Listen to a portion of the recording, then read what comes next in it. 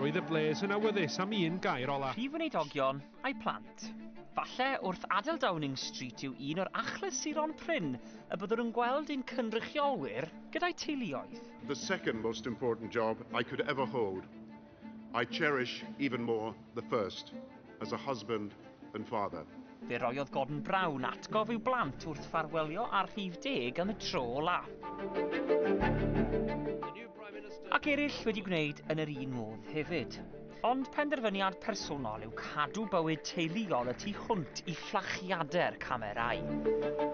Doedd Rishi Sunak ddim am wneud yr wythnos ddiwetha, a hynny'n wahanol i'r canghellor wrth iddo ynte adael rhif 10 gyda'i blant law yn llaw. Ond sut mae bod yn blentyn gyda rhiant sy'n Aelod Seneddol? Fenwyd Iechyd Mair a dwi'n ferch i'r Aelod Seneddol newydd i Sir Fôn. Gyda'i mam, bellach yn aelod dros y fam ynys, mae Elliw yn teimlo cryn falchder. Dwi'n meddwl oedd y profiad o weld mam yn ennill yn un ofnadwy o annisgwyl. Nes i'n gysgu drwy nos. O'n i yn swyddfa'r blaid yn gwylio efo y cefnogwyr eraill. Dwi'n rioed i bod mor nerfus yn y mywyd. Nath mam fynd lawr i Llundain bore dy llun, felly athyn ni lawr efo criw o'r cefnogwyr. Felly gadael mam yna oedd yn brofiad, doedd o'n neis iawn. Felly yn siŵr bod gwallgofrwydd lawr yn Llundain ddim yn newid tamad ohoni a fydd hi'n drel boi na.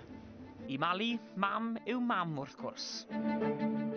Fy enw i yw Mali a fi yw merch Aelod Seneddol dros dwyrain Casnewydd, sef Jessica Morden. Mae jyst fel gael rhiant be bynnag, mae hi'n wastad o gwmpas a mae ni'n cadw ar cyswllt trwy WhatsApp a felly. Ond na, mae jyst yn arferol i fi a mae jyst yn neis gallu gweld mam sydd wir yn mwynhau swydd hi ond hefyd adref lot ac yn edrych ar ôl ni hefyd. 335 o aelodau newydd sbon sydd i'r lle hwn. Ac efallai mae'n debyg i ddechrau wythnos gyntaf mewn ysgol newydd, gyda'r gefnogaeth adre yn siŵr o fod yn gefn i bob un ohonyn nhw ac yn golygu'r byd.